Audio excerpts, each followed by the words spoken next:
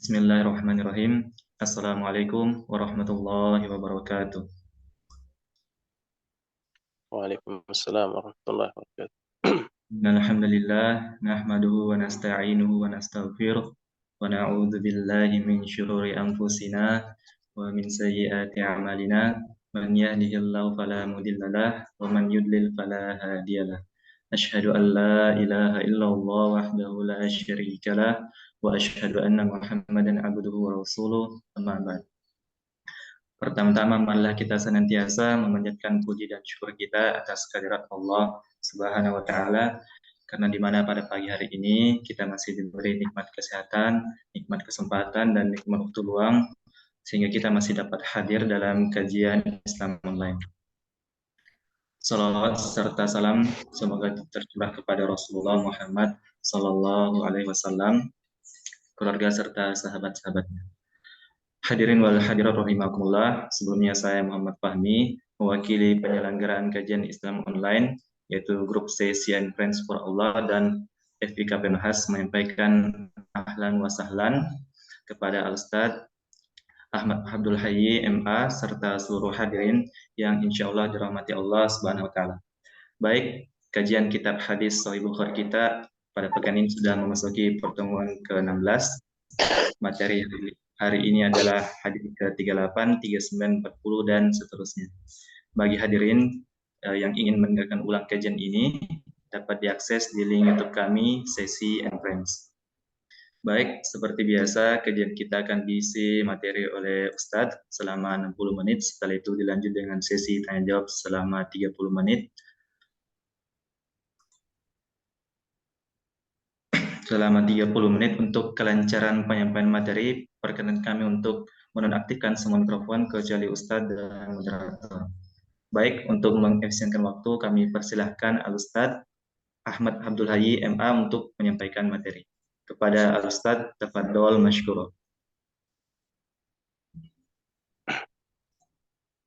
Bismillahirrahmanirrahim. Assalamualaikum warahmatullahi wabarakatuh. Innal hamdalillah nahmaduhu wa nasta'inuhu wa nastaghfiruh wa na'udzu billahi min shururi anfusina wa sayyiati a'malina. May yahdihillahu fala mudilla lahu wa may yudlil fala hadiya lahu. Asyhadu an la ilaha illallah wahdahu la syarika lah wa asyhadu anna Muhammadan abduhu wa rasuluh. Allahumma salli ala nabiyyina Muhammadin wa ala alihi wa ashabihi wa man tabi'ahum bi ihsanin ila yaumiddin. Amma ba'd. Alhamdulillah, puji syukur kita kepada Allah Subhanahu wa taala, di mana pada hari ini kita kembali bisa melaksanakan atau melanjutkan kajian kita seperti biasanya, yaitu mempelajari hadis-hadis Rasulullah sallallahu alaihi wasallam. Dan tak lupa kita kirimkan salawat kepada beliau, Rasul kita Muhammad sallallahu alaihi wasallam, dan kepada para sahabatnya dan kepada semua pengikut-pengikutnya sampai akhir zaman insyaallah. Amma ba'd. Sebagaimana biasanya, sebelum kita melanjutkan, dan sekarang kita akan masuk pada bab yang ke-29 dari kitab Sahih Al-Bukhari, yaitu Kitabul Iman, bab yang ke-29 tentang bab ad-dinu yusrun. Jadi babun ad-dinu yusrun, tentang agama itu mudah. Seperti biasanya, sebelum kita melanjutkan, kita akan meminta salah satu dari ikhwah untuk membaca hadis yang akan kita baca hari ini, yang akan kita pelajari hari ini. Silakan.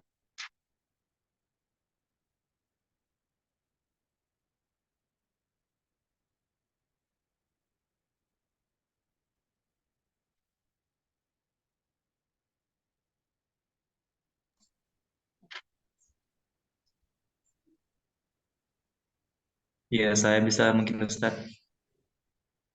Oke, betul. Ya. Bismillahirrahmanirrahim.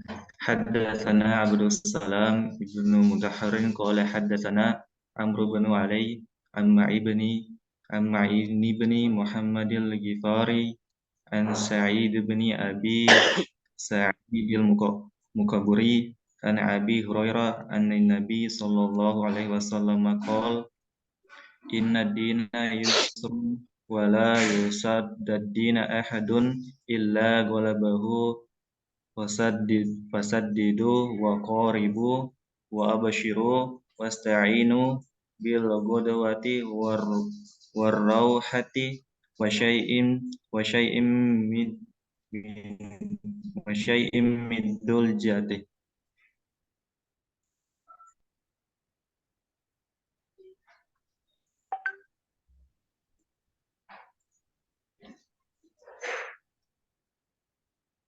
Saya baca terjemahan juga, Ustaz.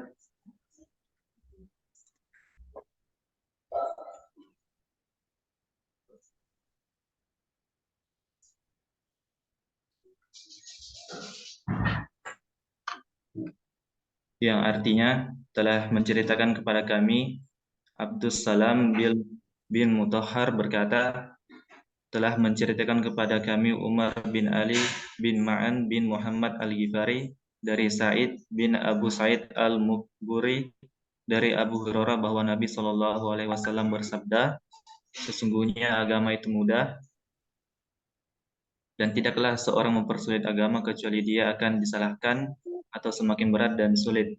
Maka berlakulah lurus kalian, mendekatlah kepada yang benar dan berilah kabar gembira dan minta tolonglah dengan al-ghadwah berangkat di awal pagi dan ar-ruha berangkat setelah zuhur dan sesuatu dari ad-dulja berangkat di waktu malam.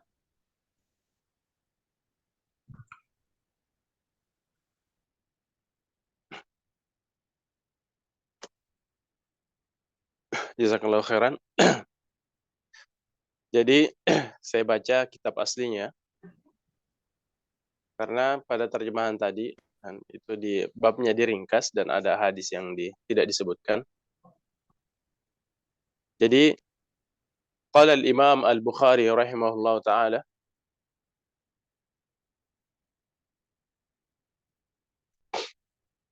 Jadi Al-Imam Al-Bukhari rahimahullahu taala berkata dalam kitabnya Sahih Al-Bukhari, babun ad-dinu yusrun. Jadi babun ad-dinu yusrun. Jadi bab tentang menjelaskan bahwasanya agama, jadi di sini katanya ad-din, jadi bisa yang dimaksud adalah seluruh agama ataukah Islam lebih khusus, yusrun adalah mudah. Jadi agama itu membawa kemudahan atau agama itu yang mudah. Wa qaulun Nabi sallallahu alaihi wasallam. Nah, ini yang tidak disebutkan dalam bab yang tadi. Jadi hanya menerjemahkan babun ad-din yusrun. Wa qaulun Nabi sallallahu alaihi wasallam, dan sabda Rasulullah sallallahu alaihi wasallam, ahabbud dini ila Allah al-hanafiyyatu samha.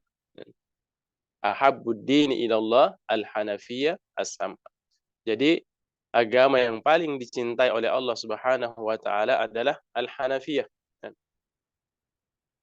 As-samha. Jadi al-Hanafiyah itu adalah yang cenderung kepada kebenaran. Jadi makna aslinya al-Hanafiyah adalah cenderung kepada kebenaran, as-samha yang mudah, yang tidak mempersulit. Nah, di sini setelah pada bab sebelumnya Al-Imam Bukhari rahimahullah taala menjelaskan tentang qiyam, yaitu qiyamul lail ataukah tarawih pada bulan Ramadan. Di antaranya tarawih atau qiyamul lail secara umum adalah bagian dari iman, dan juga puasa bagian dari iman.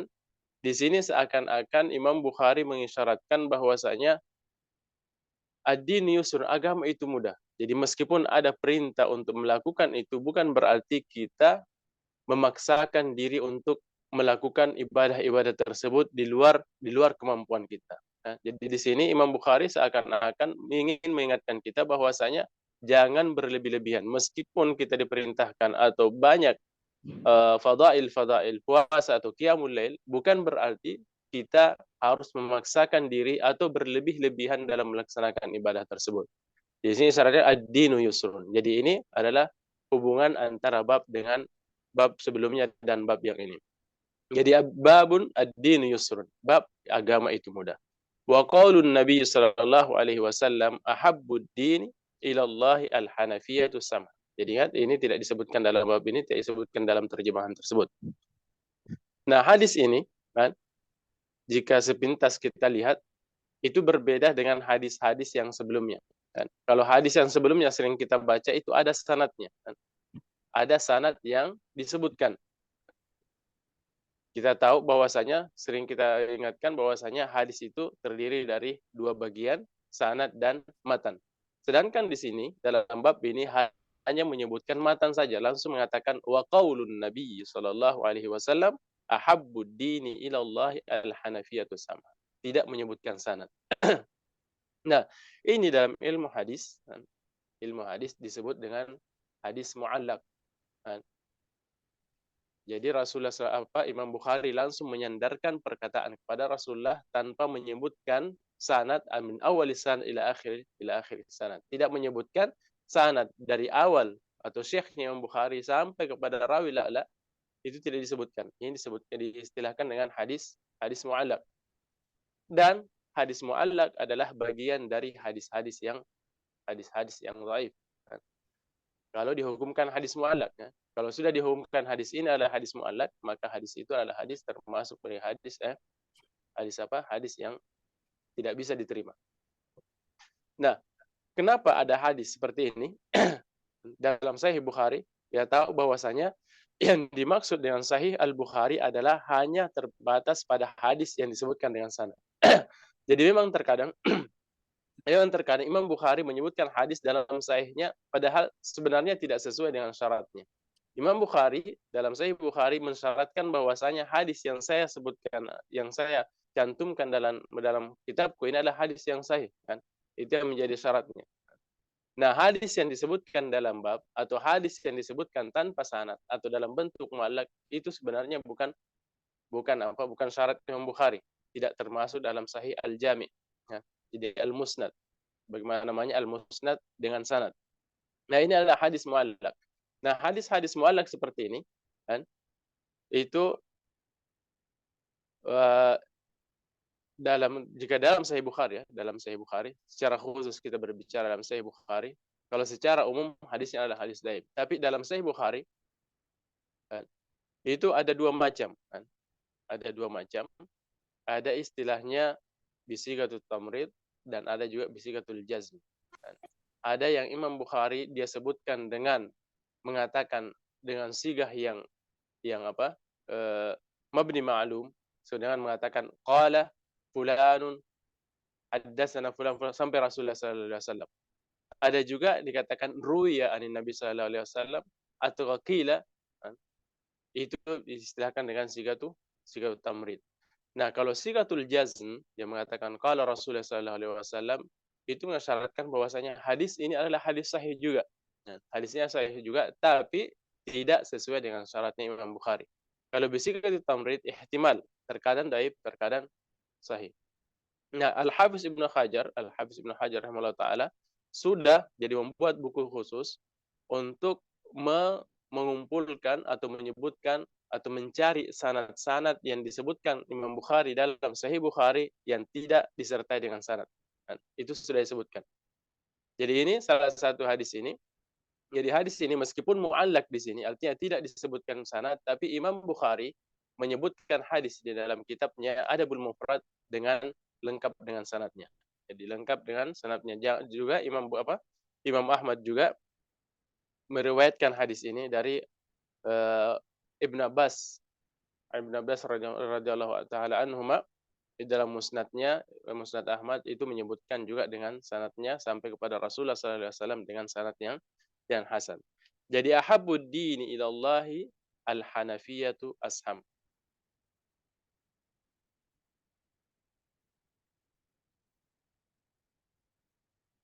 Jadi Imam Bukhari berkata, haddatsana Abdus Salam Ibnu Mutahharin qala haddatsana Amr bin Ali an Ma'an bin Muhammadin al-Ghifari an Sa'id bin Abi Sa'id al-Makburi an Abi Hurairah radhiyallahu anhu wa anis sahabati ajma'in عن النبي صلى الله عليه وسلم قال إن الدين يسر ولن يشاد الدين أحد إلا غلبه فسددوا وقاربوا وأبشروا واستعينوا بالغدوة والروحة وشيء من الدلجة. Saya baca lagi. Qala Rasulullah sallallahu alaihi wasallam, Rasulullah sallallahu alaihi wasallam bersabda, Inna dina yusrun. Bahwasanya agama ini mudah. Jadi agama, secara agama ataukah secara khusus adalah agama Islam yusrun, mudah. Nanti kita lihat dari sisi mananya agama ini mudah, dari sisi apanya. Walai yushaddad dina ahadun illa ghalab. Dan tak satu pun orang yang berusaha untuk at-tashaddud, memberatkan dirinya untuk melaksanakan agama ini, illa ghalabah, kecuali agama ini akan mengalahkan dia. Artinya dia akan berakhir dengan kekalahan. Dia akan mampu untuk melaksanakan ibadah-ibadah tersebut. Fasaddidu wa qaribu wa abshiru. Jadi fasaddidu maka berusahalah untuk melaksanakan ibadah secara betul, secara benar. Wa qaribu ataukah mendekati, lebih mendekati kebenaran. Artinya ketika tidak bisa as-sadat, betul-betul benar, mencapai kebenaran. Wa qaribu, maka qarib, berusahalah untuk melakukan lebih dekat dari tasdid tersebut, dari yang lebih benar. Wa abshiru, dan berikanlah berita gembira. Jadi bawalah berita gembira terhadap amalan-amalan yang kita lakukan, bahwasanya Allah akan memberikan pahala. Wasta'inu bil ghadwati war rauhati wa syai'in minad duljah. Dan gunakanlah waktu-waktu atau minta tolonglah. Jadi lakukanlah ibadah-ibadah tersebut.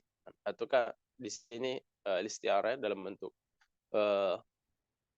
dia seakan-akan kita ini Rasulullah SAW berbicara pada musafir. Jadi menyebutkan 3 waktu di sini adalah waktu yang paling bagus bagi seorang yang ingin musafir.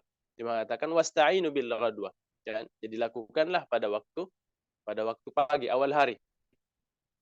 War rauhah, ar-rauhah mengatakan adalah pada akhir hari, tengah hari.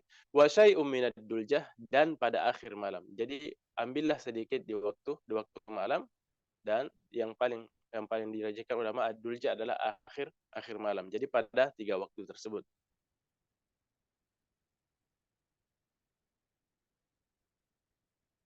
Jadi yang pertama kita lihat innad dina yusrun, bahwasanya agama ini adalah agama yang mudah. Jadi dari sisi mananya? Jadi al-yusr, kita tahu bahwasanya al-yusr itu adalah mudah.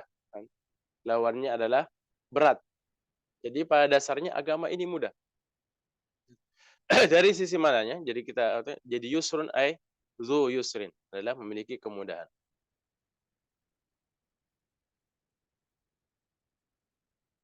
Nah, kemudahan agama ini bisa dilihat dari zatnya, dari agama itu tersendiri, ataukah jika dibandingkan dengan agama yang lain.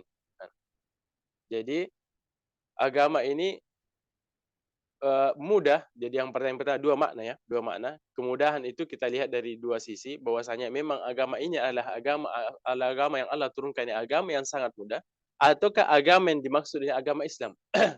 Agama Islam ala sairil adyan, bahwasanya agama Islam itu sangat mudah dibandingkan dengan agama-agama yang sebelumnya atau agama yang Allah turunkan sebelumnya. Ya. Jika kita dari zatnya Islam kita mengatakan agama ini mudah, kan? Itu bisa kita lihat pada ajaran-ajaran yang Allah turunkan. Seperti pada sebelumnya berkaitan dengan hadis yang sebelumnya tentang puasa, masalah puasa. Allah Subhanahu wa taala mewajibkan kita puasa dari 12 bulan, hanya meminta kita berpuasa hanya 1 bulan saja. itu juga adalah bentuk kemudahan. Allah tidak meminta kita untuk berpuasa sepanjang tahun. Allah memberikan kemudahan untuk berpuasa cukup 1 bulan saja, yang wajib, puasa Ramadan. Kemudian, dan dalam puasa lagi, kita melihat banyak kemudahan yang Allah berikan. Dikatakan bahwasanya bagi orang yang sakit, orang yang musafir, pada saat itu dia diberikan kemudahan untuk tidak berpuasa. Jadi fa'iddatu min ayyamin ukhar. Tapi dengan syarat bahwasanya dia harus mengganti pada hari setelahnya, artinya pada setelah bulan Ramadan. Kemudian bagi orang yang al-murdi, orang yang menyusui atau orang yang hamil juga diberikan kemudahan. Jika ia tidak mampu untuk melaksanakan puasa, diberikan kemudahan juga untuk tidak berpuasa. Adapun hukumnya bagaimana nanti itu sudah kita sebutkan pada sebelumnya, bagaimana fidyakah ataukah dia al-qadha, dia mengganti puasa. Saya kurang ini, apakah kita sudah bahas tentang itu? Karena pada kajian yang lalu kajian kita terputus ya. Jadi saya ingatkan kembali bahwasanya untuk al-hamil, dan saya ingat saya ada yang bertanya sebelumnya tentang bagaimana orang yang hamil ya. Ini dari segi kemudahan yang Allah berikan, kan? Kita kaitkan. Jadi bahwasanya orang yang hamil ataukah orang yang menyusui, perempuan yang sedang menyusui,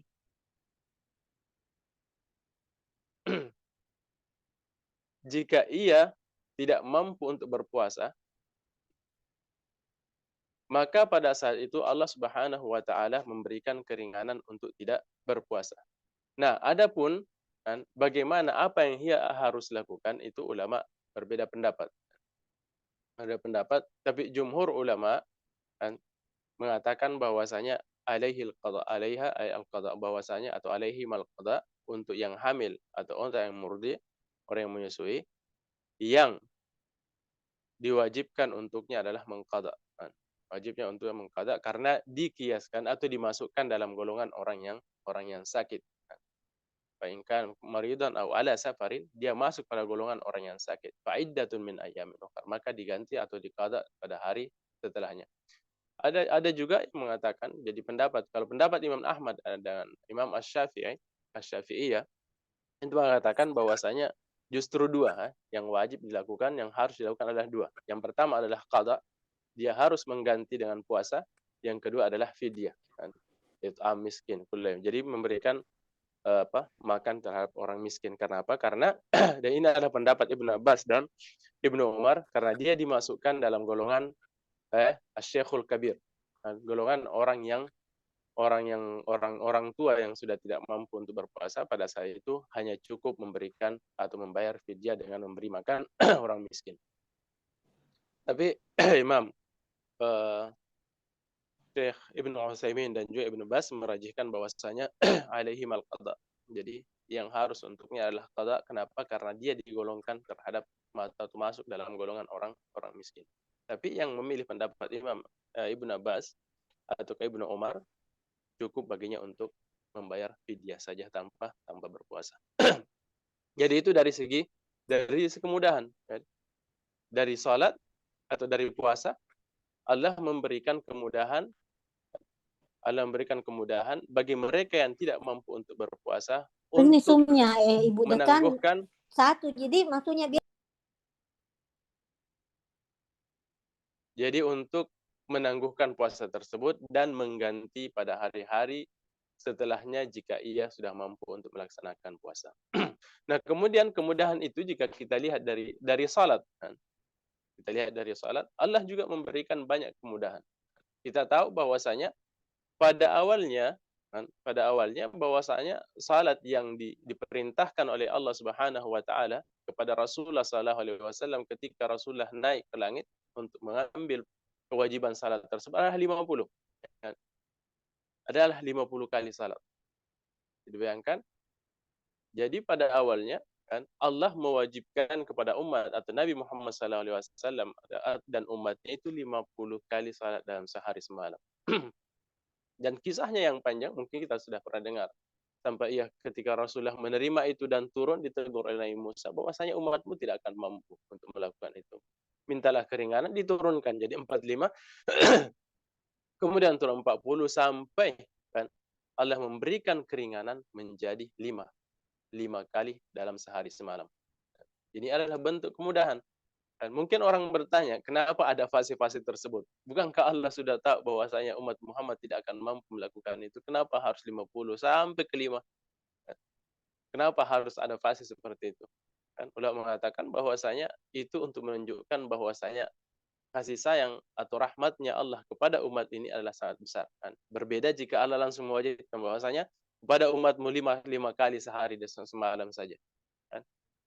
Itu tidak, orang atau umat ini bisa saja merasakan tidak ada bentuk rahmat di dalamnya. Tapi ketika Allah mewajibkan 50 kali, kemudian setelah itu memberikan keringanan menjadi 5, maka akan terasa bahwasanya betul-betul rahmat Allah terhadap umat ini sangat besar. Itu dari segi salat. Dari segi zatnya salat bahwasanya Allah memberikan kemudahan 50 menjadi 5 dan pahalanya seperti orang yang melakukan 50. Bayangkan. Kemudian yang kedua dari sisi yang lain bahwasanya salat wajib, salat fardu yang 5 kali lah kita lakukan dalam sehari semalam, salah satu rukunnya adalah berdiri, ya kan? Kita diharuskan untuk berdiri melaksanakan salat tersebut. Jika kita mampu, orang yang mampu berdiri dan tidak berdiri maka tidak sah salatnya. Berbeda dengan salat sunnah, bisa saja kan bagi seorang untuk berdiri ataupun duduk. Meskipun pada waktu duduk dia akan mendapatkan pahala nisfu. Jadi mendapatkan pahala setengah dari orang yang berdiri. Nah, keringanan, Allah memberikan keringanan. Dalam satu hadis mengatakan bahwasanya apabila kamu tidak bisa berdiri, maka duduk. Apabila tidak bisa duduk, fa'ala jan, kan? Maka berbaring di sisi kanan. Jadi itu adalah bentuk keringanan. Kemudian dari segi taharah umpamanya, dari segi bersuci, berwudu. Allah memerintahkan kita untuk berwudu. Kemudian apabila kita tidak mampu berwudu, tidak mampu menyentuh air, ada uzur untuk tidak berwudu, memang tidak mendapatkan air, ataukah kita tidak mampu untuk berwudu karena ada penyakit atau yang lainnya atau ada halangan, maka pada saat itu Allah memberikan keringanan lagi, yaitu dengan apa? Dengan at-tayammum. Kemudian dari ibadah yang lain dari rukun Islam, haji umpamanya. Haji juga tidak diwajibkan kepada seluruh umat Islam, tapi dibatasi. Allah memberikan bahwasanya jadi kepada orang yang mampu saja. Walillahi 'alan nasi hajjul bait wa istata'a ilaihi sabila. Dan bahwasanya yang wajib melaksanakan haji adalah mereka yang mampu untuk melaksanakan atau mampu untuk melaksanakan perjalanan atau mampu untuk melaksanakan haji dari segi harta dan kekuatannya untuk melaksanakan haji tersebut.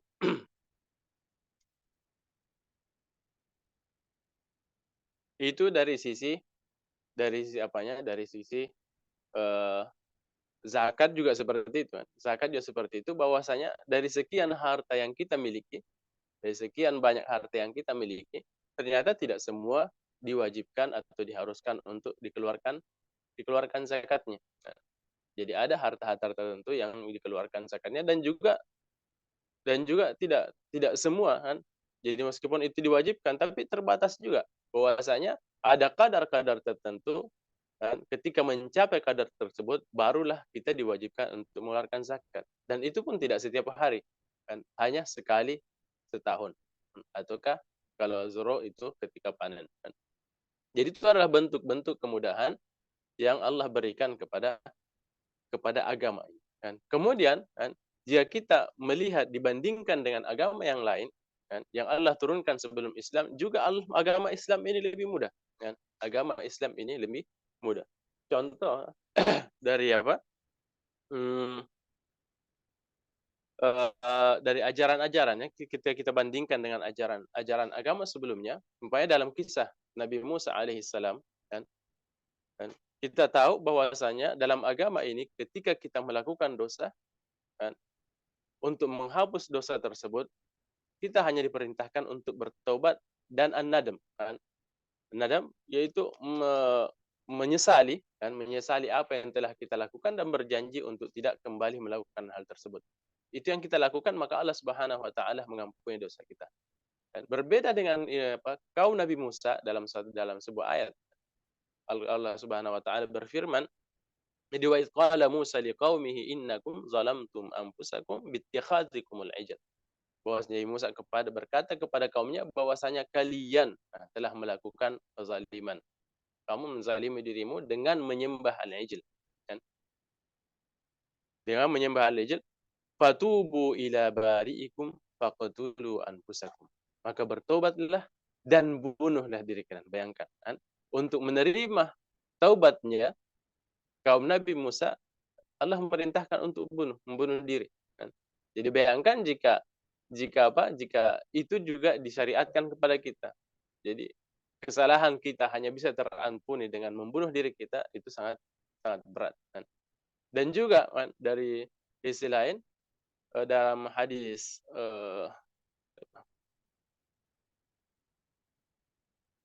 kalau tidak salah Abu Musa al-Asy'ari radhiyallahu taala anhu, beliau itu sangat tasyaddud dalam al-baul. Artinya betul-betul sangat menjaga dirinya dari percikan-percikan kencing, dari najis-najis baul. Kemudian beliau berkata, kana banu Israel idza asabahu dan qaradahu. Bahwasanya umat-umat atau banu Israel sebelum kita itu apabila terkena najis kotoran pada pakaian mereka, itu hanya bersih dengan cara apa? Qaradahu, dengan cara qata'ahu, dengan cara dipotong. Jadi tidak ada istilah bahwasanya ketika ada kotoran dibersihkan dengan air. Berbeda dengan umat ini. Umat ini kan ada kotoran kita cuci hilang.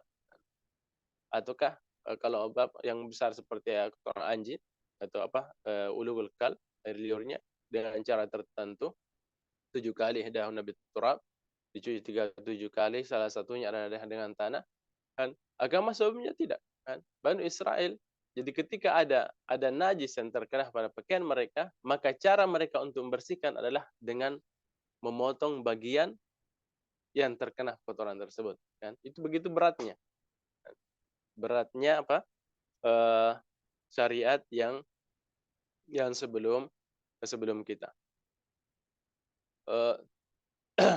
Dan ada juga ajaran-ajaran yang memang berat dan diturunkan oleh Allah Subhanahu wa taala pada umat ini, akan tetapi Allah menghapusnya atau menasakh. Dan Allah menasakh sebagaimana dalam hadis Abu Hurairah tentang ayat kan. Jadi amanar rasul tentang akhir ayat pada surah Al-Baqarah. Jadi Allah berfirman, auzubillahi minasyaitonirrajim, lillahi ma fis samawati wa ma fil ardh. Wa in tubadu ma fi anfusikum aw tukhfuhu yuhasibukum bihillah. Jadi pada dasarnya bahwasanya Allah Subhanahu wa taala mensyariatkan kepada umat ini, umat Islam, umat Muhammad sallallahu alaihi wasallam, bahwasanya wa in tubadu ma fi anfusikum aw tukhfuhu yuhasibukum billah.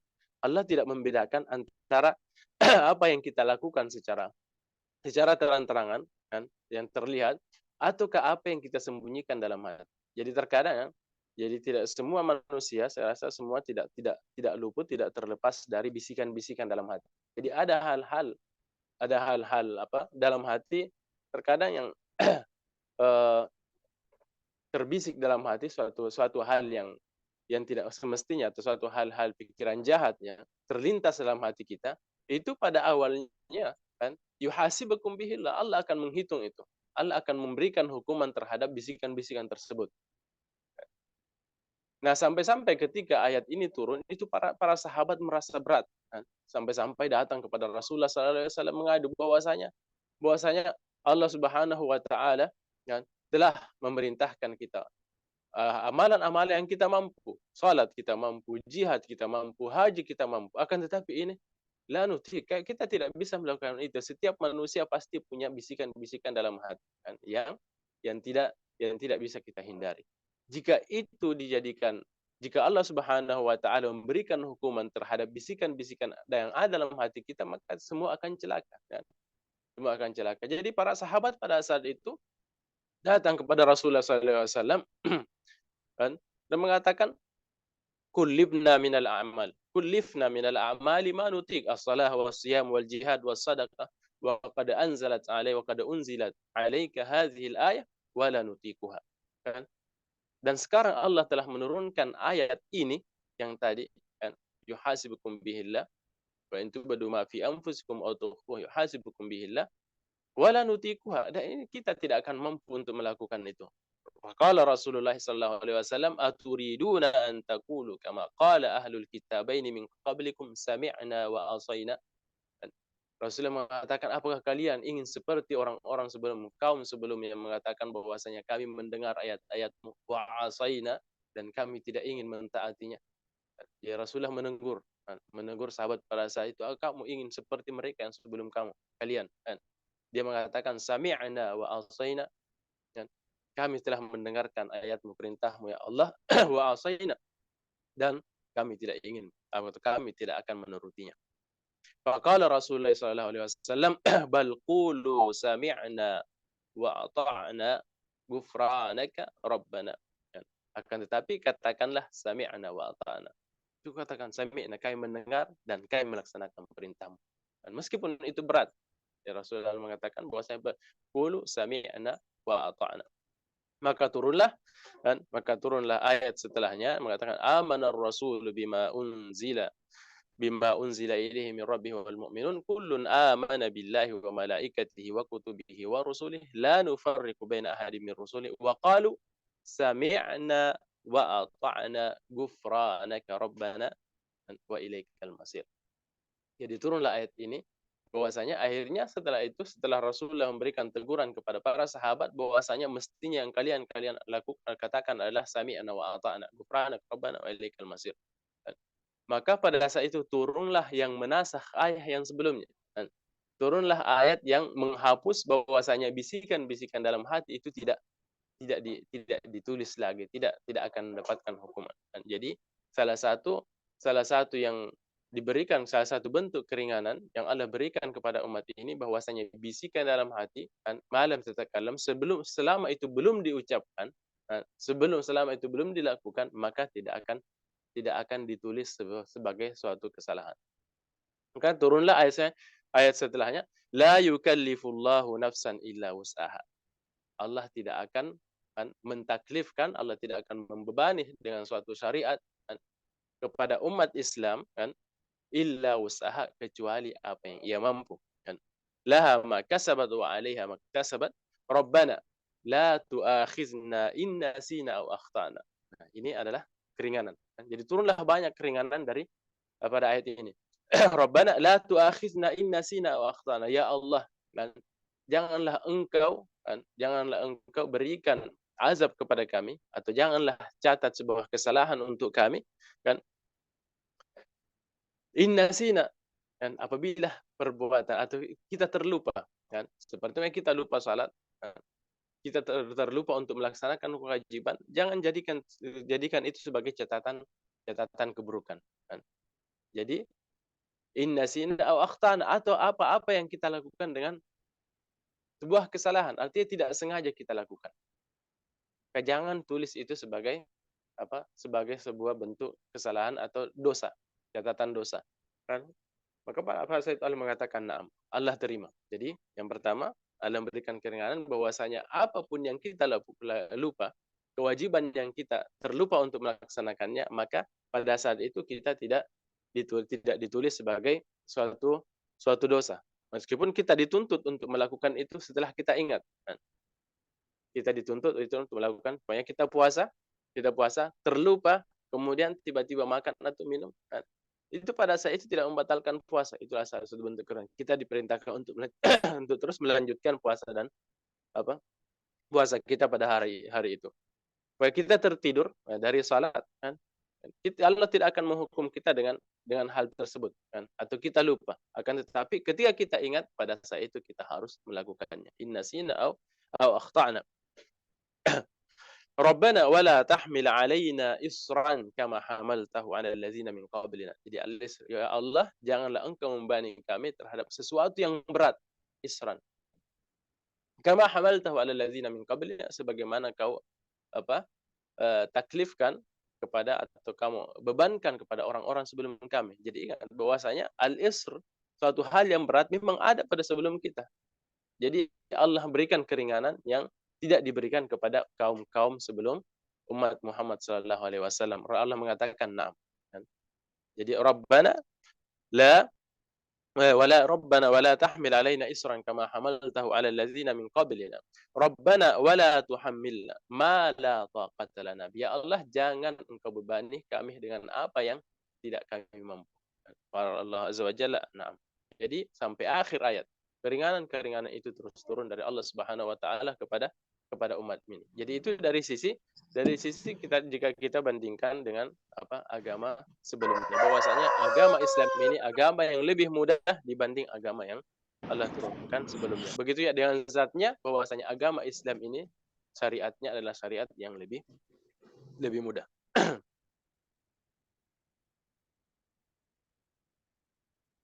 Jadi innad dina yusrun, bahwasanya agama ini adalah agama yang agama yang mudah.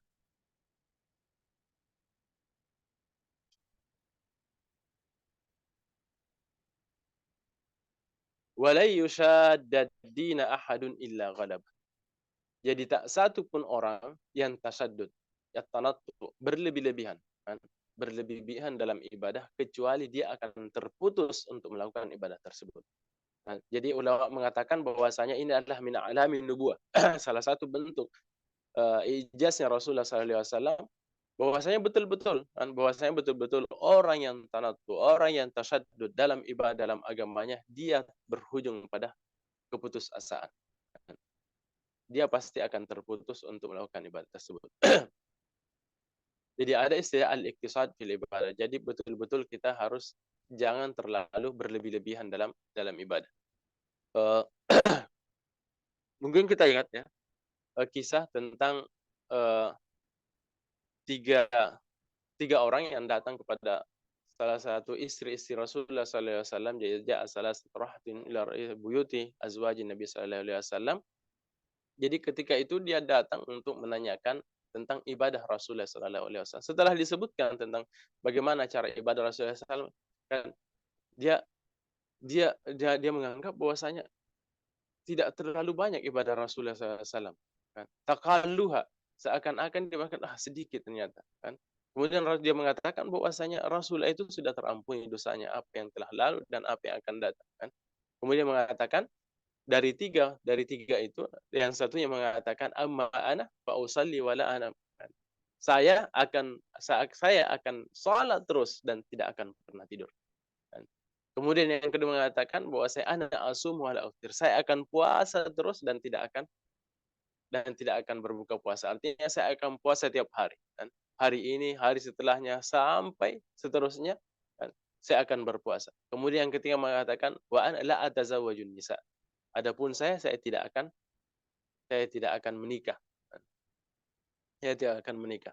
Jadi tiga orang ini, jadi niatnya bagus, kan? Niatnya bagus, bukan niatnya hal yang jelek.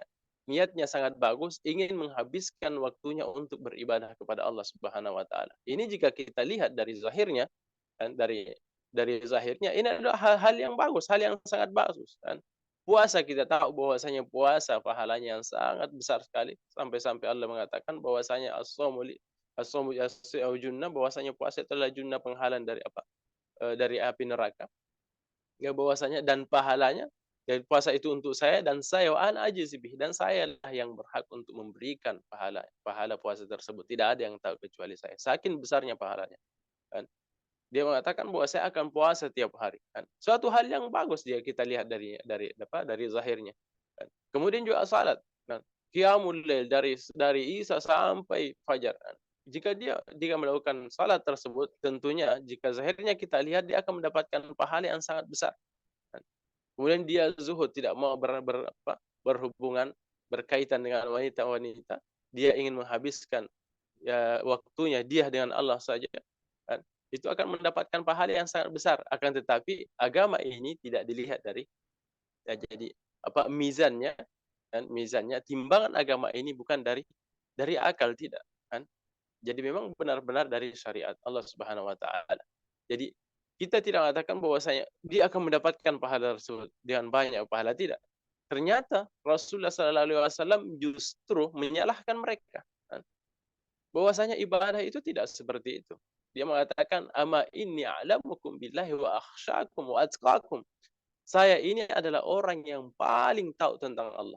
Saya ini adalah orang yang paling bertakwa kepada Allah. Saya ini adalah orang yang paling takut kepada Allah Subhanahu wa taala.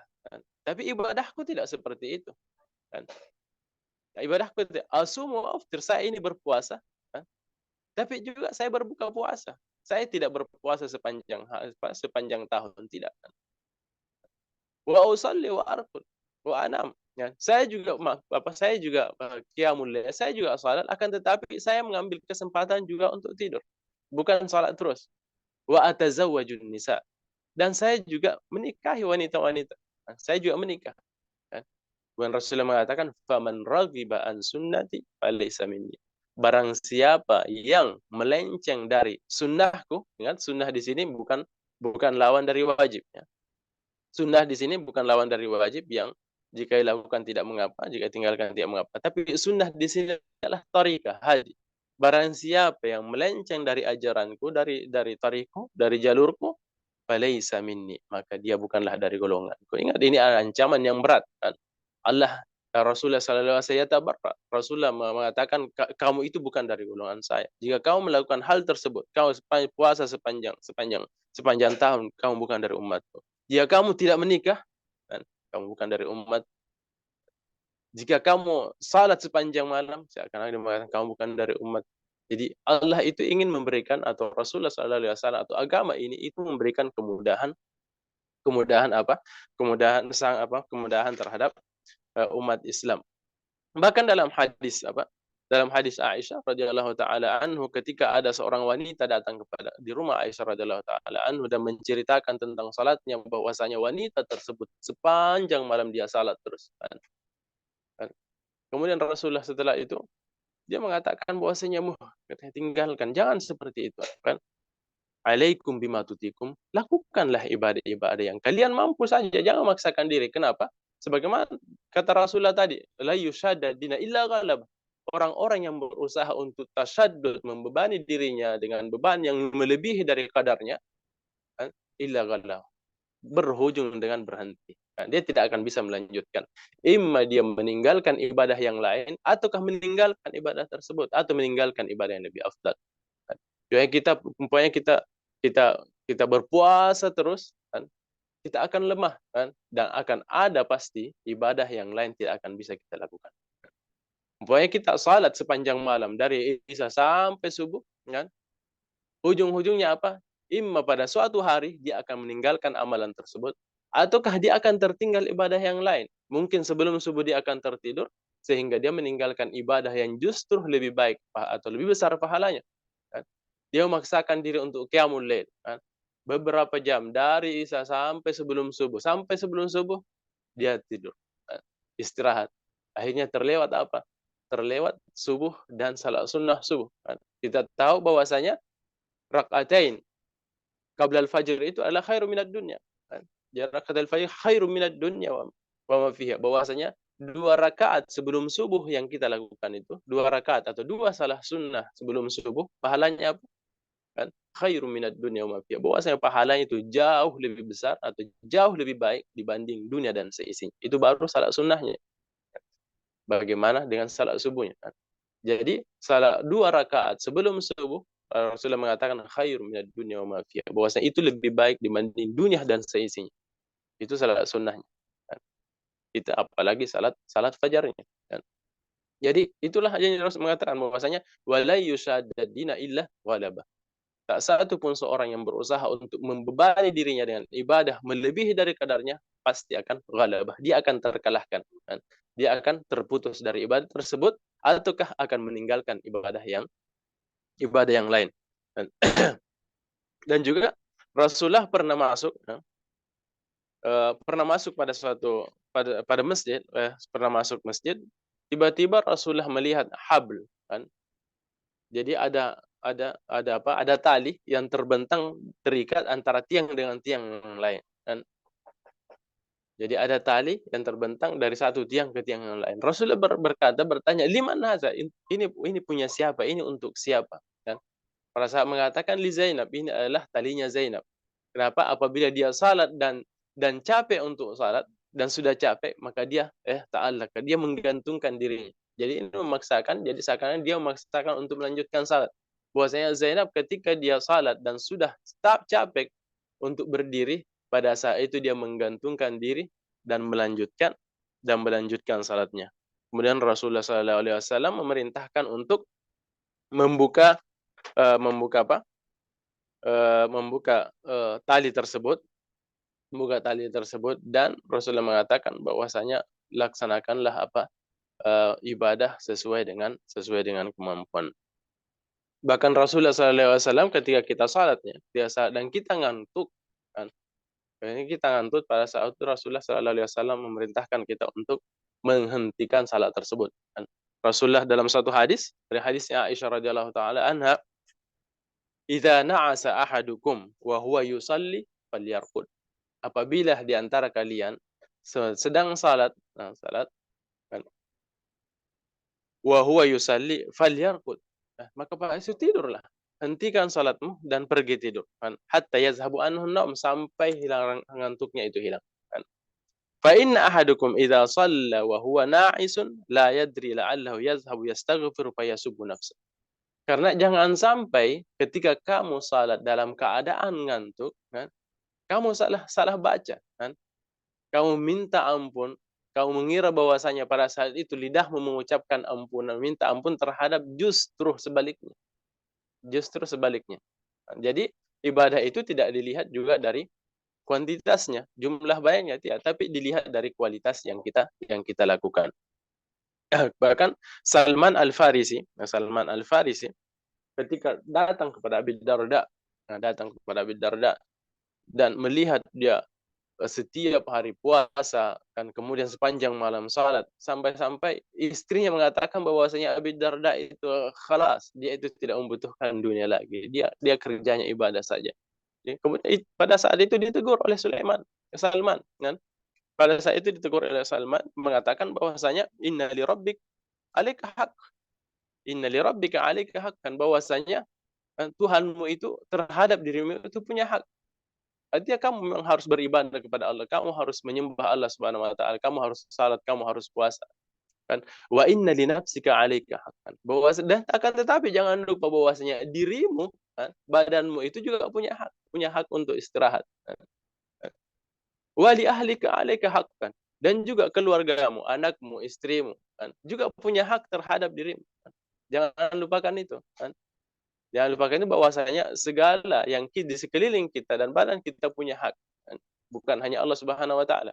Wa inna 'alaika wa li ahlika 'alaika haqqan fa'ti kulli haqqin haqqah. Maka, kan, belajarlah untuk memberikan setiap, kan, hal tersebut, memberikan haknya, kan? Berikan haknya badanmu, kan? Berikan haknya keluargamu, dan juga haknya Allah Subhanahu wa taala kepada kita.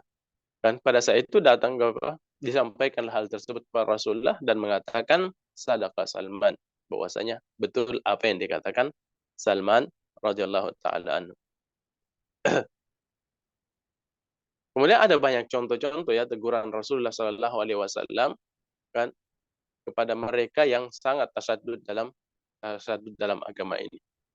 Jadi wala yushaddad dina ahadun illa ghalabah fasaddidu wa qaribu wa abshiru. Maka di sini Rasulullah memberikan solusi, kan, memberikan ajaran. Jadi dimatakan sebelumnya membentuk larangan bahwasanya jangan sekali-kali kalian tasaddud dalam melakukan ibadah. Maka apa yang kita lakukan? Fasaddidu. As-sadad itu adalah as-sadad itu kalau kita lihat ini ya, ketika kita memanah, kan, itu ada bundaran di tengahnya itu ada biasanya ada tanda hitam, kan, yang itu menjadi tujuan kita ketika memanah, kan.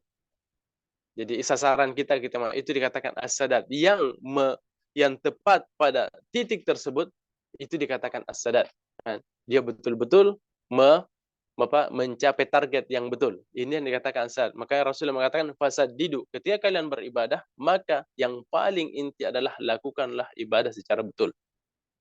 Lakukan secara betul. Karena ibadah seperti yang kita katakan tadi, bahwasanya ibadah itu tidak, mizannya itu bukan akal, kan? Bukan dari segi jumlah, kan? Bahwasanya seenaknya kita menentukan berapa, tidak, kan? Dan ibadah itu syaratnya yang paling, kapan dikatakan amal saleh? Dia mengatakan wa amilus saleh. Laksanakan ibadah saleh, kan? Dan kapan dikatakan ibadah itu saleh? Apa itu benar? Dengan dua syarat. Yang pertama adalah ikhlas kepada Allah Subhanahu wa taala, benar-benar karena Allah Subhanahu wa taala. Yang kedua adalah muwafaqat syariah, harus sejalan dengan ajaran Rasulullah sallallahu alaihi wasallam, kan? Jadi ibadah yang kita lakukan itu dua itu harus terpenuhi, kan? Bukan hanya ikhlas saja, kan? Kita berpuasa sepanjang hari seenaknya, kita betul-betul ikhlas dalam melaksanakan ibadah, kita betul-betul ikhlas dalam melaksanakan puasa, melaksanakan apa? Salat, akan tetapi tidak sesuai dengan ajaran Rasulullah sallallahu alaihi wasallam, itu juga tidak diterima. Makanya harus ada sadar, kan? Betul-betul mencapai target kebenaran. Artinya betul-betul ibadah itu harus dilakukan dengan tepat. Kan? Jadi apa? Fasaddidu. Jadi ingat bahwasanya ibadah itu kapan dikatakan saleh, kan? Amal saleh ketika terpenuhi dua syarat itu, ikhlas dan muwafaqah. Harus sejalan atau sejalur dengan syariat yang diajarkan oleh Rasulullah sallallahu alaihi wasallam. Jadi fasaddidu wa qaribu, akan apabila kamu tidak bisa tepat pada sasaran, kan? Wa qaribu, maka laksanakanlah mendekati, setidaknya mendekati hal tersebut. Mendekati as-sadad wa qaribu. Hal yang lebih mendekati dari kebenaran tersebut. Wa abshiru, dan berikanlah gembira. Di sini dikatakan apa makna abshiru? Berikan berita gembira, bahwasanya sampaikanlah berita gembira kepada mereka yang melakukan ibadah meskipun itu sedikit, akan tetapi tetap Allah memberikan pahala. Jadi Allah tidak akan pernah berhenti memberikan pahala. Jadi berikanlah berita gembira. Ini secara umum bisa kita artikan bahwasanya juga kita jangan terlalu sedikit-sedikit mengatakan bahwasanya kamu min ahli nar, kan? Karena ada yang seperti itu, sedikit-sedikit orang melakukan dosa diancam kamu itu ahli nar, kamu itu ahli nar. Tidak. Rasulullah SAW memerintahkan kita untuk senantiasa memberikan berita gembira. Ada yang melakukan kesalahan, kita berikan berita gembira bahwasanya kesalahan yang kau lakukan bisa terhapus dengan amalan seperti ini. Bahwasanya Allah tidak menutup rahmat terhadap dirimu. Karena terkadang orang-orang yang datang kepada kita mengisahkan bahwasanya dulu saya melakukan hal-hal tersebut, kan? Dia putus asa dengan apa yang dosa-dosa yang telah ia lakukan, dan kita justru menambah-nambah bahwasanya khalas kamu itu sudah ahlun nar, Allah tidak akan mengampuni kamu. Justru kita pada saat itu kita harus diperintahkan absyiru, berita gembira, bahwasanya rahmat Allah tidak terputus kepada kamu. Lakukan hal-hal tersebut, kesalahan itu akan terampuni dan Allah akan menggantikan dengan suatu pahala, kan? Kesalahan itu Allah akan ganti dengan digantikan dengan kebaikan, catatan kebaikan. Dan jadi wa absyiru, berikanlah berita gembira, jangan sering-sering menakuti, meskipun ya sesekali, kan? Kita terkadang harus memberikan ancaman, jika keadaan yang menuntut kita untuk melakukan itu. Wasta'inu bil ghadwati war rauhati wa syai'in minad dulja. Dan sekarang setelah itu Allah memberi Rasulullah SAW mengajarkan 3 waktu, kan? Bahwasanya jadi seakan-akan kita musafir, dan memang pada hakikatnya kita ini adalah musafir. Semua manusia, semua makhluk yang ada di dunia ini adalah musafir, kan? Kita akan berhujung, jadi kita di dunia ini adalah musafir, kan? Yang sedang melakukan perjalanan dan menuju suatu tempat yang tertentu, yaitu akhirat nanti. Jadi kita musafir, makanya seorang yang musafir, kan? Rasulullah mengatakan bahwa saya jangan musafir terus sepanjang hari jalan terus, tapi mesti ada mahattah, mesti ada halte-halte itu tempat persinggahan untuk istirahat. Jadi Rasulullah mengatakan pada waktu ketika kamu melakukan perjalanan, kan, pilihlah waktu untuk melanjutkan perjalanan tersebut, itu 3 waktu, ya. Yang pertama adalah awalun nahar. Ketika datang waktu awal hari, ya silahkan lanjutkan perjalanan. Ketika kau capek, berhenti. Setelah itu lanjutkan pada akhir, lanjutkan lagi perjalanan. Setelah itu berhenti istirahat. Setelah itu akhirun nahar, lanjutkan lagi. Jadi tidak sepanjang hari kita melakukan ibadah salat. Tidak sepanjang hari kita melakukan ibadah. Tidak. Jadi ada waktu-waktu, bahwasanya ada waktu di mana perasaan kita itu betul-betul khusyuk kepada Allah Subhanahu wa taala, itu kita gunakan. Dan di antara waktu-waktu tersebut adalah awalun nahar, dia kata al-wada war-rawa wa syai'un minad dulja. Jadi ini adalah waktu-waktu yang diajarkan oleh Rasulullah SAW, bahwa 3 waktu ini adalah waktu yang baik untuk melakukan ibadah. Jadi baik itu musafir secara hakikat atau secara maknawi.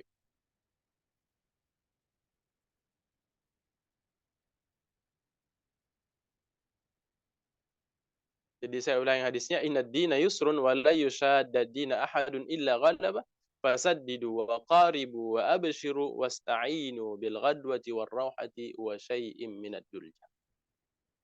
Jadi sampai di sini kita lanjutkan dengan sesi selanjutnya.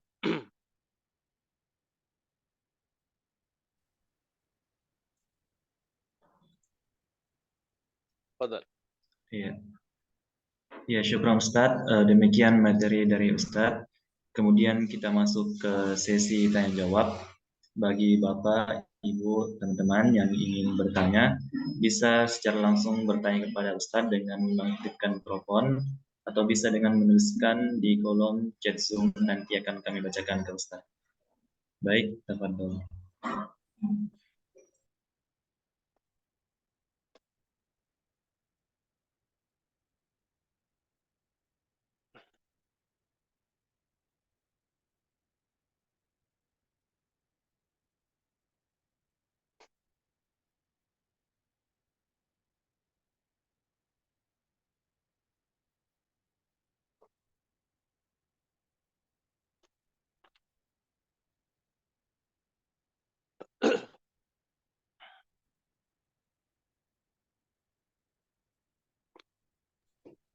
Ya, baik Ustadz. Di sini sudah masuk satu pertanyaan dari Ibu Sukmawati. Bismillah, Afwan Ustadz. Terkait tadi zakat, saya mau bertanya, bagaimana cara perhitungan untuk zakat penghasilan gaji? Ya, tafadhol Ustadz. Jadi zakat gaji kan. Yang pertama, bismillahirrahmanirrahim, zakat gaji sebenarnya kalau dilihat dari ini itu tidak termasuk ya kan? Karena kita tahu bahwasanya gaji di Indonesia itu adalah gaji per bulan ya kan, gaji bulan, dan terkadang memang tidak sampai nisabnya kan. Nisab gaji itu tidak kalau kita secara ini bahwasanya gaji itu tidak ada ini, kecuali dia masuk pada zakat mal, dan masuk pada zakat mal. Akan tetapi kita tahu bahwa zakat mal itu ada juga syaratnya, bahwasanya harus sampai setahun dan sampai nisab kan? Dan sampai nisabnya. Jadi secara umum zakat gaji itu tidak ada kan? Kalau kecuali sedekah kan? Kecuali sedekah, tapi kalau gaji tidak kan? Tidak ada zakatnya. Nanti dia akan masuk pada zakat mal, nanti zakat harta ketika sudah sampai setahun baru dikeluarkan. Jika itu sudah mencapai nisabnya maka dikeluarkan. Jadi itu cuma aturan, saya rasa itu cuma aturan negara ya, bahwasanya ada zakat untuk gaji, dan itu diambil setiap bulannya. Jadi zakat itu zakat mal itu bukan per bulan, kecuali zakat az-zuru ya, buahan atau buah itu dikeluarkan setiap panen.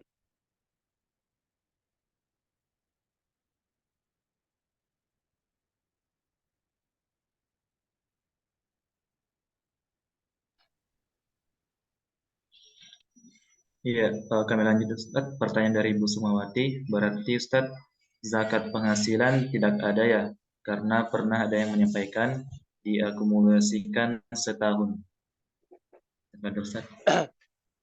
Ingat, kita harus membedakan ya, kita harus membedakan antara zakat ini. Pertanyaan yang pertama adalah zakat gaji, oke? Penghasilan gaji. Kita tahu bahwasanya gaji itu per bulan.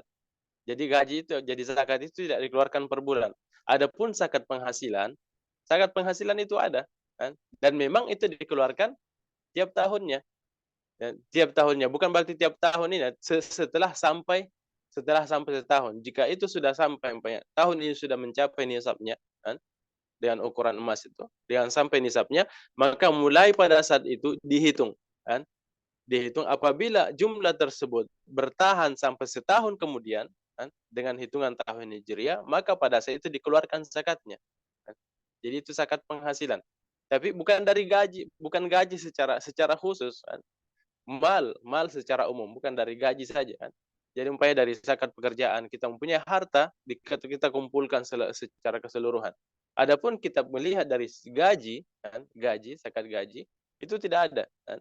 Itu masuk pada zakat mal nanti yang kita gabungkan secara dari gaji ke dari hasil yang lain, itu kita satukan, baru nanti kita lihat pada penghujung tahun apakah nisabnya tetap nisab mencapai jumlah zakat, pada saat itu baru dikeluarkan. Jadi ingat, bedakan ya antara apakah ada zakat gaji atau tidak. Yang ada adalah zakat mal.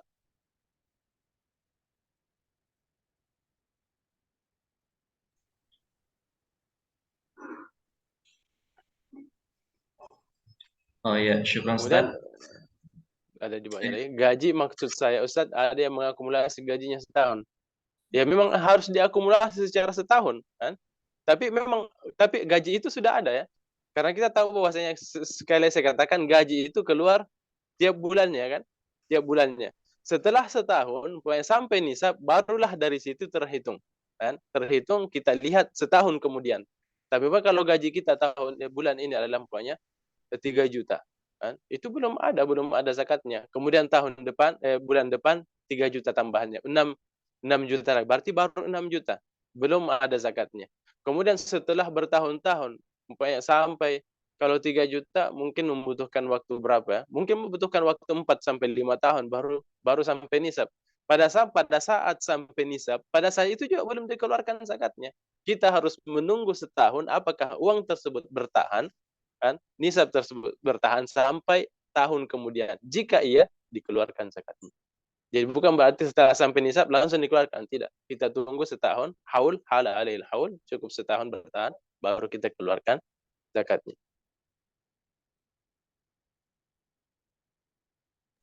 Ya, syukran Ustaz atas jawabannya. Kita beralih ke pertanyaan selanjutnya dari Ibu Yasinta. Ustadz Tabe, 3 waktu untuk berangkat atau berpergian mana yang paling afdol? Khususnya yang kedua, apakah maksudnya selepas sholat zuhur? Bagaimana dengan sunnah untuk istirahat atau tidur sejenak selepas sholat zuhur? Kepada Ustaz. Jadi 3 waktu untuk berangkat bepergian. Ingat bahwasanya di sini sebenarnya adalah bentuk kinayah ya. Rasulullah mengibaratkan kita sebagai seorang musafir, kan? Sebagai seorang musafir. Dan waktu yang bagus untuk musafir adalah 3 waktu tersebut. Karena pada saat itu kita baru bangun tidur, masih segar ya, masih nasyat. Yaitu pada awal hari, kan? Jadi apa dikatakan tadi, al-ghadwa pada awal hari, kemudian ar-rauhah. Dan ar-rauhah sebenarnya ikhtilaf ulama apakah dari siang sampai, tapi kebanyakan ulama bahwasanya akhirun nahar. Jadi awalun nahar, awal hari, penghujung hari, dan penghujung malam. Kan? Adapun untuk musafir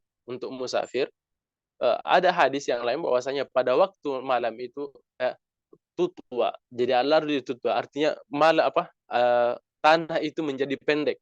Dan tanah itu menjadi pendek. Jadi seakan-akan hal yang paling baik untuk musafir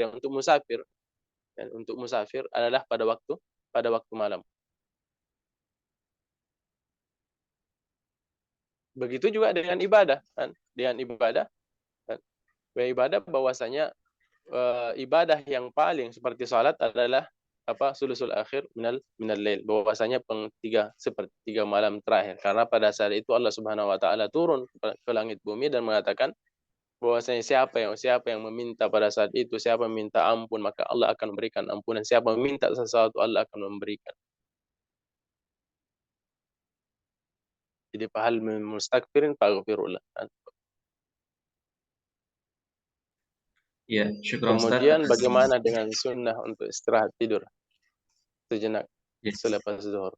Ya, jadi ada kailul ya.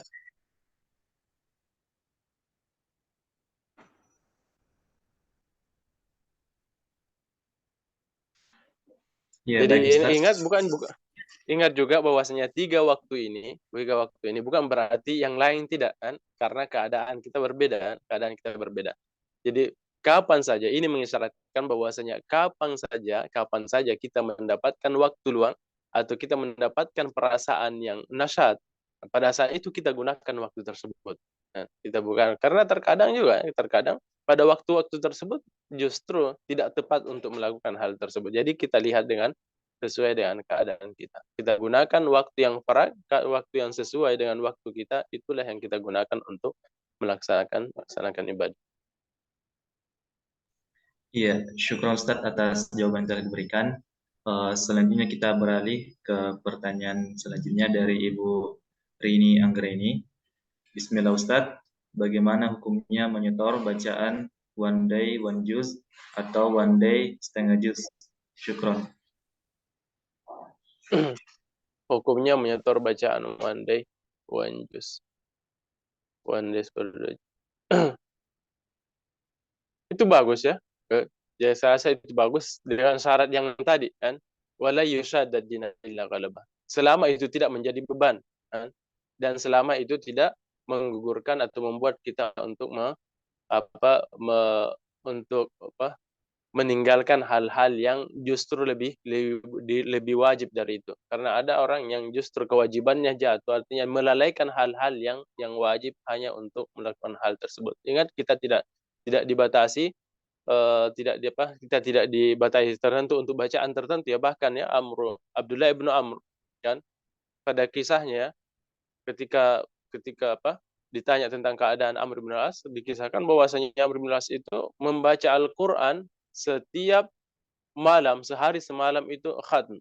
Nah, sehari semalam beliau menghatamkan Al-Qur'an. Pada saat itu Rasulullah mengatakan, tidak seperti itu. Bacalah 40. Kemudian mengatakan, "A'utiku aksar min," saya mampu untuk melakukan lebih dari itu. Mengatakan 30. Setelah itu 2 minggu, 1 minggu, sampai Rasulullah mengatakan 3 hari. Kan?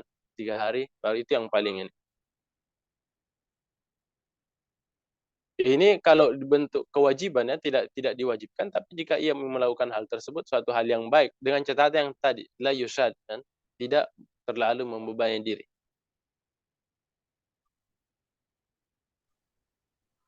Karena Rasulullah mengatakan bahwasanya hal yang paling dicintai oleh Allah Subhanahu wa taala adwamu hawa infal kan, sesuatu yang dilakukan secara rutinitas meskipun itu sedikit dibanding melakukan hal yang banyak, ibadah yang banyak, membaca Al-Qur'an sehari langsung banyak setelah itu ditinggalkan. Tidak. Meskipun sedikit tapi rutin itu jauh lebih baik dibanding membaca banyak setelah itu ditinggalkan. Bagaimana perkataan Rasulullah kepada Abdullah bin Umar, dia mengatakan la takun ka fulan, jangan kau seperti si fulan, shallal laila summa tarak. Dia salat sepanjang malam setelah itu dia tinggalkan. Jangan seperti itu. Jadi ahabul amal Allah taala adwamuha wa inqal. Jadi hal ibadah yang paling dicintai oleh Allah Subhanahu wa taala adalah yang rutin kita lakukan meskipun itu kualitas atau kualitasnya itu sedikit.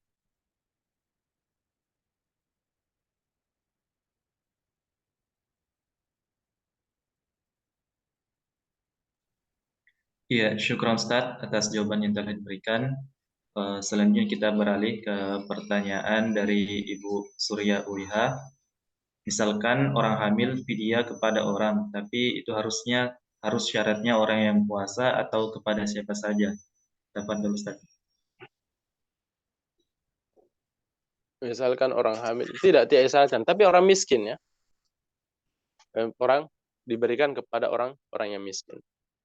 Baik itu apa kutiba alaikumusiyam kama kutiba alal ladzina min qablikum la'allakum tattaqun ayyaman ma'dudat faman kana minkum maridan aw ala safarin fa iddatun min ayyamin ukhra wa 'alal ladzina yutiqunahu fidyatun ta'amu miskin. Dan bahwasanya orang yang tidak mampu untuk berpuasa itu kalau musafir atau marid diganti dengan puasa, dan orang yang seperti orang tua, dan dikiaskan juga orang yang hamil dan yang murdi, orang yang menyusui juga ada yang masukkan dalam golongan orang yang sudah tua, maka membayar fidyah. Fidyahnya apa? Memberi makan orang miskin.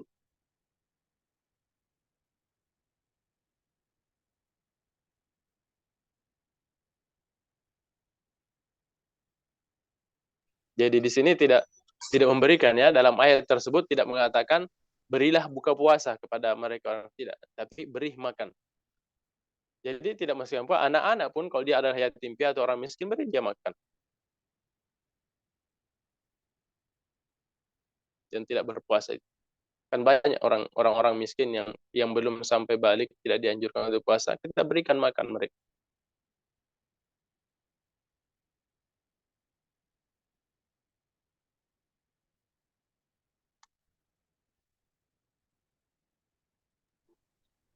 Iya, syukur Ustaz atas jawaban yang telah diberikan.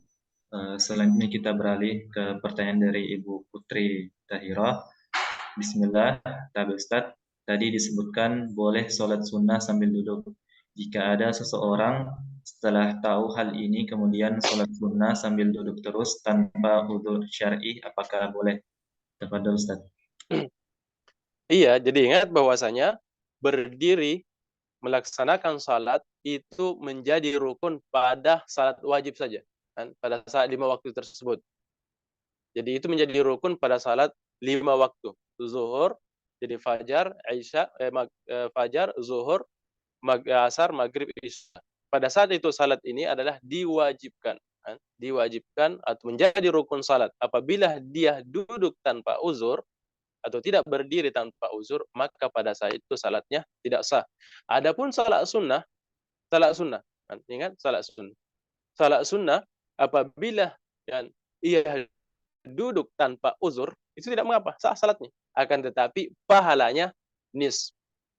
Jadi pahalanya seperdua dari orang yang berdiri. Nah, adapun yang salat wajib itu tidak dilihat dari seperdua, tidak. Orang yang salat wajib, kan, sampai salat sunnah, salat fajar masalan, salat fajar 2 rakaat, dia duduk karena uzur, kan?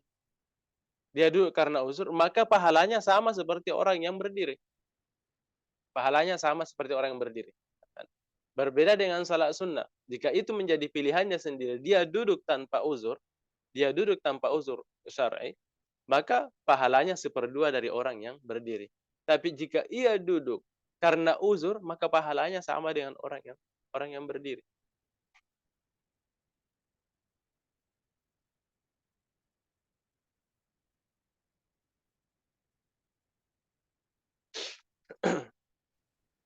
Ya, syukur Ustaz atas jawabannya yang telah diberikan.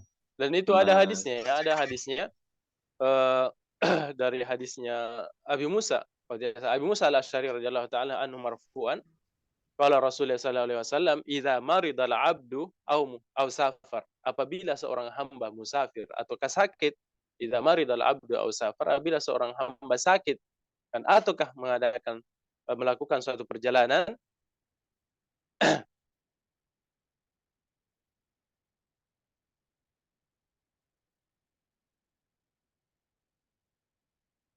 jadi apabila seorang sakit, jadi maka dia akan ditulis mislu ma kana ya'maluhu muqiman aw sahihan. Maka dia akan dituliskan pahala seperti ia ketika dia sehat ataukah dia dalam keadaan mukim. Ya, umpamanya kebiasaan kita salat sunnah, dan salat sunnah berdiri. Contoh tadi salat sunnah, kebiasaan kita salat sunnah berdiri. Tiba-tiba ada uzur sehingga kita duduk, maka pada saat itu kita diberikan pahala sempurna, bukan seperdua. Karena kita katakan tadi kalau salat sunnah ada yang duduk salat dalam keadaan duduk dia melaksanakan salat sunnah, maka pahalanya seperdua. Ini bagi orang yang duduk tanpa uzur. Adapun yang duduk karena uzur, maka dia mendapatkan pahala secara sempurna. Begitu ada orang yang berpuasa, orang kebiasaannya berpuasa setiap hari Senin dan Kamis, tiba-tiba pada hari Senin dan Kamis itu dia musafir, maka Allah akan tuliskan puasa baginya meskipun dia tidak berpuasa pada hari itu. Orang yang senantiasa qiyamul lail, tiba-tiba dia sakit dan tidak melaksanakan qiyamul lail, Allah juga akan menuliskan pahala orang yang sedang salat. Jadi maka ya'maluhum muqiman aw sahih. Sebagaimana hadis Abi Musa al-Asy'ari, sabda Rasulullah sallallahu alaihi wasallam.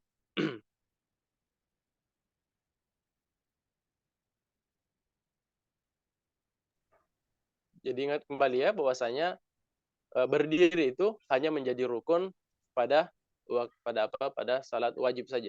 Adapun salat sunnah itu tidak rukun. Orang bebas. Kan? Anda bebas memilih antara berdiri atau duduk. Tapi ingat, pahalanya berbeda. Mereka yang duduk tanpa uzur pada salat sunnah, sah salatnya, akan tetapi pahalanya seperdua dari salat orang yang berdiri. Jadi apakah boleh? Boleh saja. Jadi boleh saja salat duduk tanpa uzur ketika salat sunnah. Iya, syukron Ustadz atas penjelasannya. Selanjutnya kita beralih ke pertanyaan selanjutnya dari Ibu Yasinta. Ustadz, adakah sedekah yang berlebihan? Bagaimana sedekah yang tidak berlebihan? Abu Bakar pernah mensedekahkan seluruh hartanya, Umar setengah dari hartanya, seorang sahabat lainnya sepertiga dari hartanya. Apakah berlebihan itu berbasis perspektif atau keadaan pelakunya? Tafadhol Ustaz. Oh, ada sedekah berlebihan. Allah sendiri mengatakan dalam Al-Quran pada surah Al-Furqan, surah Al-Furqan ayat yang 67, Allah mengatakan walladzina idza anfaqu lam yusrifu. Walladzina idza anfaqu lam yusrifu. Mereka yang ketika bersedekah mereka berinfak, lam yusrifu, mereka tidak berlebihan. Ada yang berlebihan, kan? Contohnya eh, kita butuh keseharian, kita membutuhkan banyak 100 ribu umpamanya untuk menafkahi keluarga, untuk makan untuk seluruh keluarga 100 ribu, dan kita hanya punya 200 ribu, kan? Kita hanya punya 200 ribu.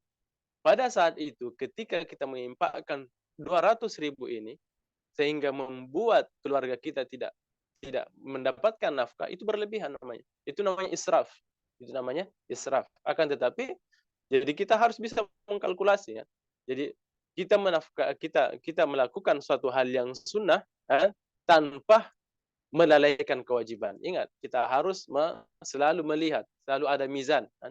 Jangan sampai kita melakukan suatu yang sunnah dan kita lalai terhadap kewajiban kita. Kita wajib menafkahi, kan? Bagi seorang suami, anak dan istri, kan? Wajib menafkahi. Dia mensedekahkan hartanya sehingga ia lalai untuk melakukan kewajiban tersebut. Itu tidak boleh. Itu namanya israf. Itu namanya israf. Adapun kisah Abu Bakar, ya betul. Allah Subhanahu Abu Bakar radhiyallahu taala anhu adalah pernah menginfakkan seluruh hartanya. Tapi kita bedakan Abu Bakar. Jadi ini uh, bukan berarti pada saat itu setelah itu Abu Bakar tidak punya harta lagi. Jadi itu tidak termasuk satu israf, ya. Tidak termasuk israf. Kenapa? Karena dia tidak melalaikan kewajibannya setelah itu. Kan? Jadi nafkahnya atau infaknya setelah itu yang dilakukan pada itu tidak membuat dia lalai terhadap kewajibannya. Yang dikatakan israf, kapan dikatakan israf? Ketika kita bersedekah, dengan sedekah itu kita lalai dari kewajiban. Itu namanya israf. Jadi itu.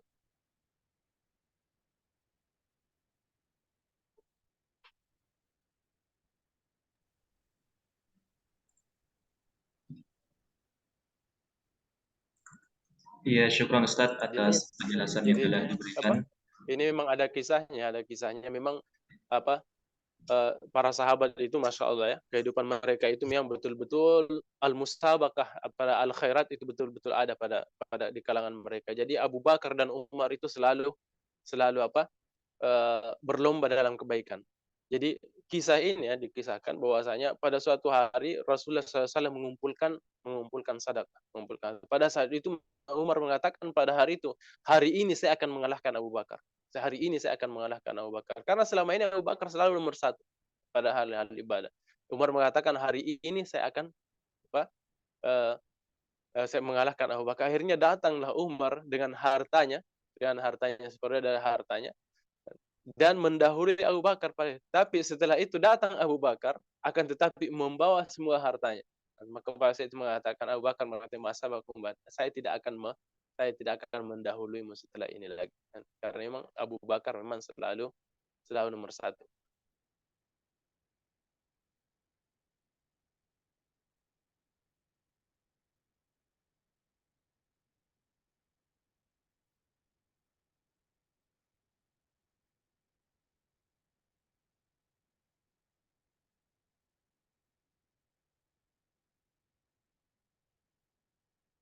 Jadi apakah berlebihan itu berbasis perspektif atau keadaan pelakunya. Bisa lihat dari keadaan pelakunya ya, karena jumlah kuantitas harta itu berbeda dengan orang lain ya. Bisa saja ketika seorang menginfakkan 100 sampai 100 juta kan, 100 juta apabila dilakukan dengan orang yang tidak punya harta atau tidak punya kecukupan, itu adalah satu yang berlebihan. Tapi orang yang mempunyai kelebihan yang banyak atau mempunyai harta yang lebih dari itu tidak termasuk israf. Jadi kita lihat dari keadaan yang menginfakkan.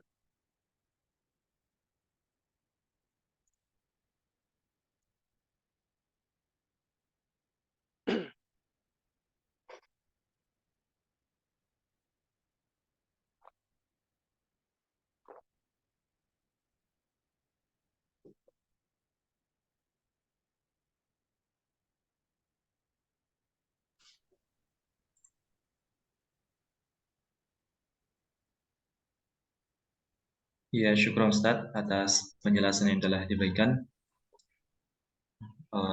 Ya, Ibu Sumawati, jika masih ada pertanyaan bisa ditanyakan lagi. Iya, Afwan Ustadz, bagaimana kalau misalnya ada orang yang kita pinjami uang, misalnya nilainya 70 juta, tapi yang meminjam ini sudah 2 tahun pinjam uang, apakah berlaku zakat untuk kita yang punya uang walaupun uangnya belum dikembalikan, Ustaz? Syukran jazakallah. 70 juta. Ini kalau masuk nisab ya, 70 juta itu kayak belum sampai itu. Dia termasuk. Jadi kita hitung kan. Jadi harta kita meskipun dia orang lain itu ya termasuk kan. Termasuk harta yang kita miliki.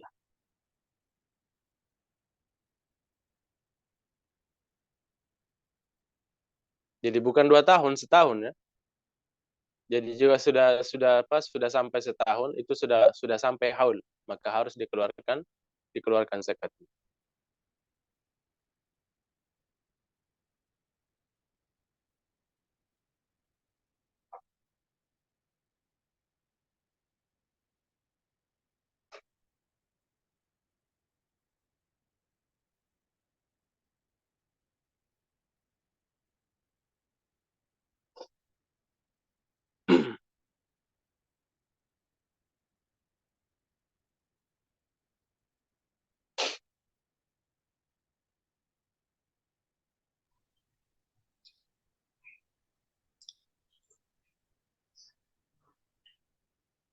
Iya, syukur Ustaz atas penjelasan dari jawaban dari pertanyaan-pertanyaan yang telah diberikan.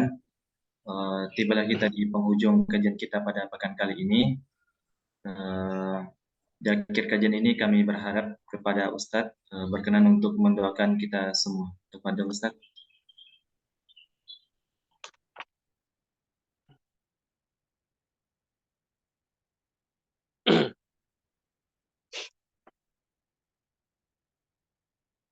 Bismillahirrahmanirrahim. Alhamdulillahirabbil alamin wassalatu wassalamu ala nabiyyina Muhammadin wa ala alihi wa sahbihi wasallam.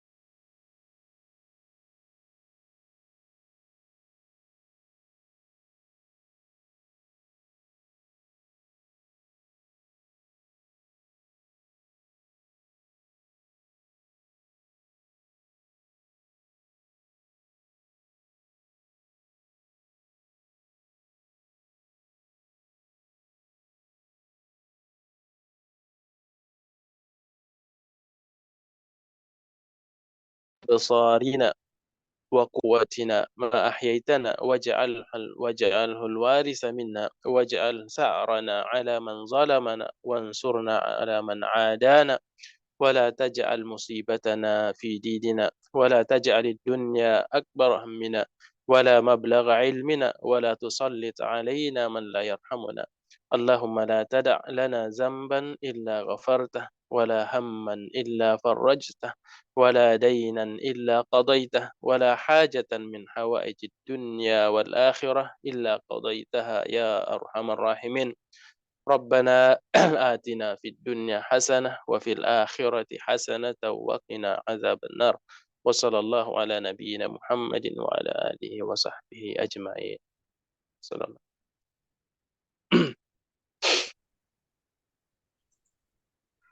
Ya, syukron jazakallah khair kepada Al-Ustadz Ahmad Abdul Hayy MA atas ilmu dan waktu untuk menyampaikan pembahasan hadis Sahih Bukhari yang insya Allah bermanfaat bagi kita semua pada pertemuan kali ini. Semoga Allah membalas niat dan amal baik Ustadz dengan pahala dan kebaikan serta kebahagiaan yang melimpah di dunia dan akhirat. Kami juga mengucapkan jazakumullah khair kepada seluruh hadirin. Boleh ini sebelum kita berakhir. Ya, boleh. Untuk kajian hadis ini ya, sebelumnya saya tidak tahu posisi saya kalau akan terus berlanjut seperti ini. Saya pada waktu itu saya mengira bahwasanya hanya sekali saja. Kan? Sebenarnya ada beberapa ini ya pertanyaan saya. Sebenarnya siapa yang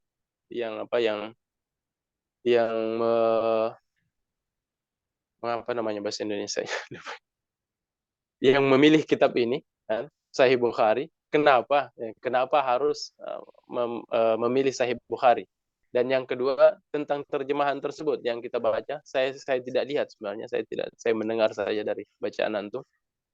Saya pernah lihat dan saya mencoba siapa penerjemahnya, kan? Dan siapa mana penerbitnya, dan saya tidak mendapatkan itu. Wallahu a'lam siapa yang memberikan atau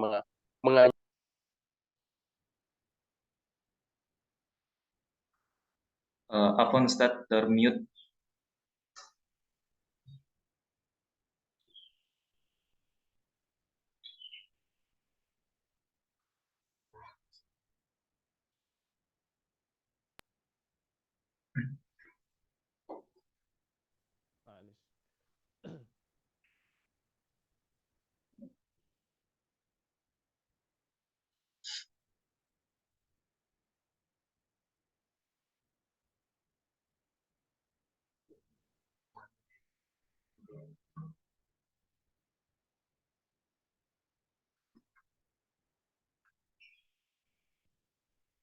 Afwan Ustadz masih termute mikrofon tak?